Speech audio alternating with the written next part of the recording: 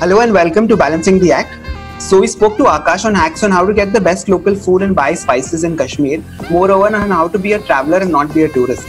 Today I am with solo Goan traveler Yashodhara that takes on the world all by herself. She's a traveler by heart and started traveling with her family first and then learned to do it by herself. A publicist by profession and her Instagram handle is Daydreams and Travel. So let's take it from your daydreamer, Yashodhara. Hi, thank you for inviting me. Given that Bombay is very rich in its heritage, what did you like or what did attract you towards Bombay? Like you being from Goa, what was the first thing that you enjoyed watching in Bombay and visiting?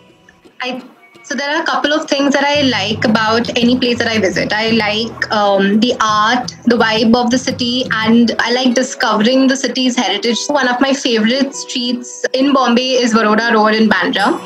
And I love the graffiti on the walls there, whether it's the filmy artwork by Bollywood Art Project or even the graffiti that you would see by this artist called Tyler Street Art. My friend had actually recommended his page to me because he draws so much influence from Banksy, and I really loved the vibe in that area.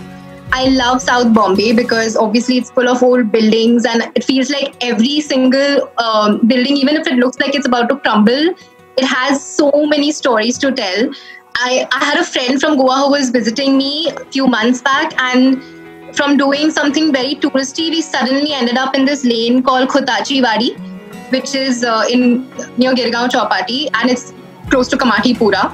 It's just this old lane and it has an old chapel and it's full of this East Indian, very Goan-ish vibe, which we really loved, and we were just randomly strolling the lanes.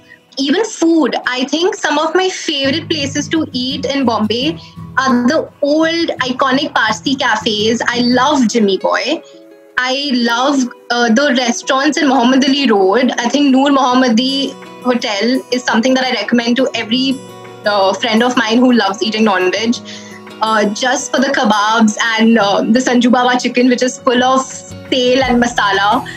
That is epic. So I think you get to learn so much about the city through these old gullies, and I think that's what I really like about Bombay. So because your expectations are so high from the beach, I want to know, in Goa, if someone from Bombay goes to Goa, what beach do they visit to fall in love with Goa, like you are in? I love Mandre. I love Kola Beach in Kankan. It has a very different vibe, especially in the evenings. And I love the Sikeri Beach because it has a great fort view. There's just something about the Sikeri Beach. It's not your typical sandy beach, but there's just something about it that makes it really stand out. I used to love this beach called Little Vagator. This was a very local beach in Goa when I was growing up, and jokes aside, there would be only fishermen on that beach or cows. But only last year I went back and I got a big shock because for the first time in my life, I saw a couple of shacks on that beach. I saw tourists on that beach and I just couldn't recognize that place.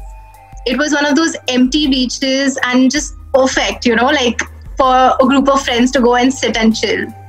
So when I did visit Goa for the last time, like in December, I ate a dish called Rose Omelette. And that blew my mind. Yeah, it's curry and egg, but it was yummy. It was on the street. It was not very expensive. It was like around 20 rupees or something, which is not even like $50 to any international traveler.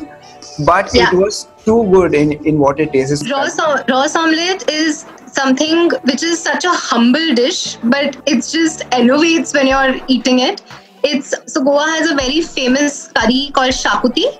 It's this spicy coconutty curry, and rose omelette is nothing but leftover shakuti curry with an omelette soaked in that curry, and it's just perfect. This podcast is brought to you by Backpacker Me, Instagram handle @BackpackerMe.